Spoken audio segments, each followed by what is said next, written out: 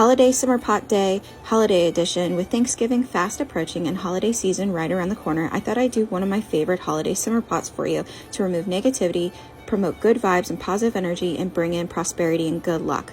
First, I'm going to add my water, then my oranges to bring in positive energy, uplift the energy of the home, and generate joy and happiness. Next, cranberries to symbolize abundance, gratitude, and they promote healing and rejuvenation, and they're also associated with courage and love. Next was rosemary for purification, removing negativity, cinnamon for protection and prosperity, cloves to drive away negativity and purify the space. Next is nutmeg to attract prosperity and bring in good luck.